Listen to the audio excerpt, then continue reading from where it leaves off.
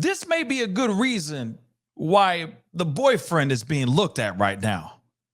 This screams Red Flag City. What's up, y'all? Your boy Pascal back at it again with another pop-up video. Be sure to follow me on Instagram, TikTok, Twitter, or X, and Threads, The Pascal Show. One word, hit that like button down below. And let's not forget to crush that subscribe button if you're watching on YouTube. And if you're watching on Facebook, make sure you hit that like and follow button on my page as well if this is your first time checking out this channel right here.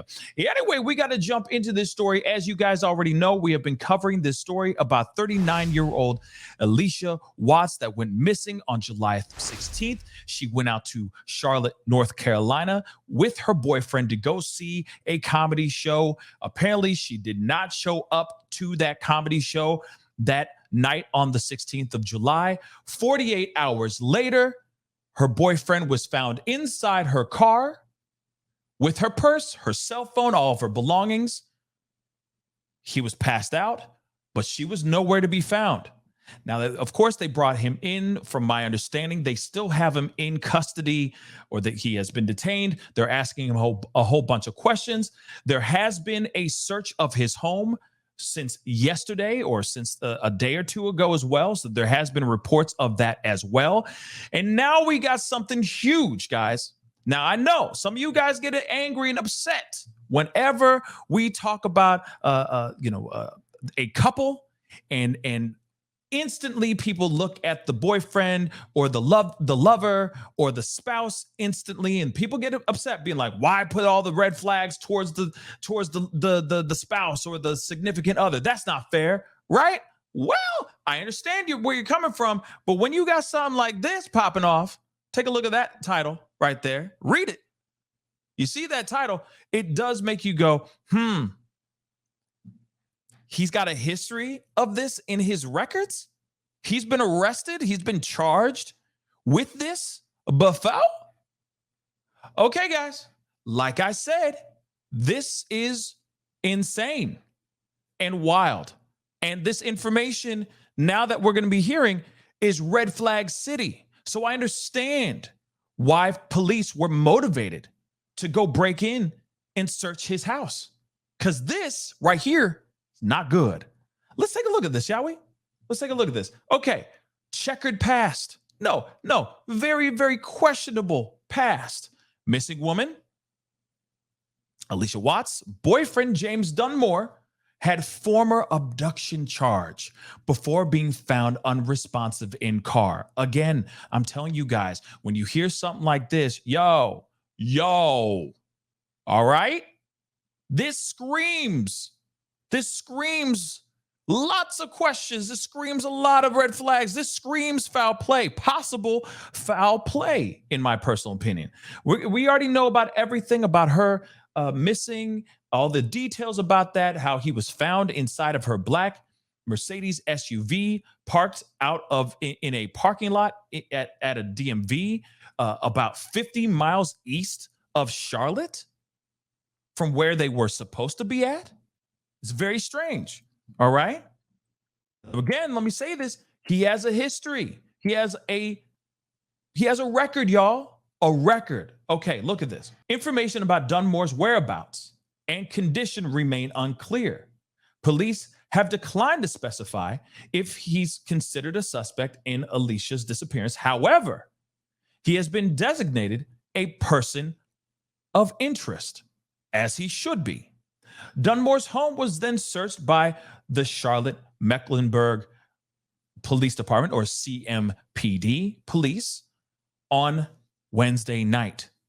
Now, the investigation is continuing because, of course, her cell phone was pinged at his address before she went missing.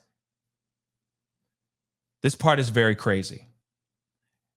As an investigation continues, the U.S. Sun, the article I'm reading right here, can reveal that Dunmore has an extensive criminal history, including prior convictions of DV and abduction in Alexandria, Virginia. Now he lives in North Carolina, but he has had prior convictions of doing some very, very bad things, red flags for any woman or any person that would ever cross his path. And some of y'all were sitting there wondering, and even myself, or some of y'all were even wondering, he ain't got no social media. Maybe he just doesn't want to have social media. Well, I feel like this is a strong motivator because we ain't done yet. Let's continue. Additional information about those cases was not immediately available, but Dunmore was arrested for both offenses in March 2002 and was later sentenced to 5 years in prison and 15 years unsupervised probation upon his release. Dunmore's criminal history also includes numerous other offenses, including arrests for, I got to use these code words, but lurking, malicious hurting, A and B. Unfortunately, I got to use these code words, guys. Now, of course, they have reached out to the local authorities in Virginia to seek for more information. They haven't heard anything back yet, but still, the information that they have here, nonetheless, still says a lot, in my personal opinion. You got a man that right here, this man was the last person to see her alive, last person to see her around. We don't know what happened to her. All we know is that, one, she's an incredible woman. She does an amazing amount of things for her community. She has an amazing organization that she is the CEO of. She happened to start dating this guy. Suddenly, she goes gone. They find him unconscious in her car with all of her belongings. And now we're finding out that he has an extremely tarnished, extremely extensive and detailed arrest record. So I ask you guys, how does that make you feel? Now that we have this information, now that we know that this guy has a arrest record, that he has a prison record, he spent time in prison, he was found guilty of those things, he was convicted of those crimes. One was taking of people, taking of a person, and DV. So he put his paws on somebody. And then on top of it, there's still the story about him allegedly having a live-in girlfriend that recently moved out of his crib. So again, I ask you guys, shouldn't we be looking at the boyfriend a little bit more, a little bit harder right now, given what's happened? Now, I will say this, just to play the other side of the fence here. Totally understandable that somebody could do those bad things in the past and be forever changed, change his ways, and not be a bad guy. There is a possibility of that. He could be innocent. This is innocent till proven guilty in the court of law. I know what the court of public opinion is, but in the court of law, he is innocent until proven guilty. There's a possibility that he is forever changed. He has changed his ways. He is not this bad guy, so on and so forth. But at the same time, those charges and what he's been convicted of most definitely make me, at least, start side-eyeing him and start asking some serious questions. Like, where the heck is Allisha Watts? He is the key. He knows exactly where she is. That's what I think. Or at least he knows exactly what happened here. Because you got to remember, if he has a history of taking, he has a history of doing that, what if she was a prime like a prime target for him? What if he did something? What if he has connections? What if there's a ring out here that he is connected to and he wanted to make some quick monies? Scoop up a bag really quick. Again, I don't know what he does for a living, but his home is really, really nice. How's he able to pay the bills? What does he do?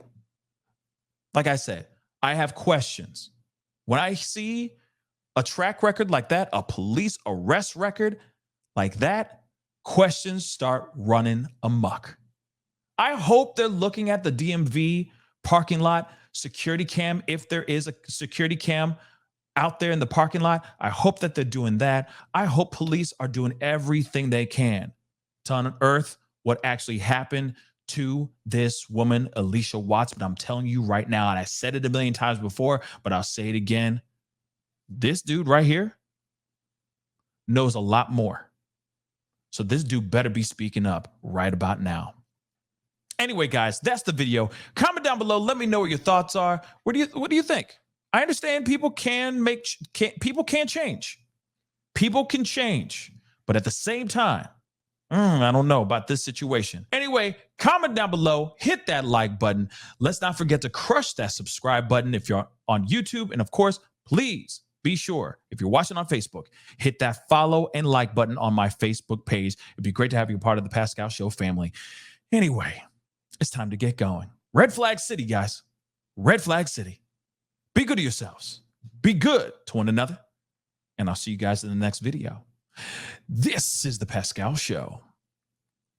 Bye. Pascal. You are now rocking with that dude Pascal. We be going wild.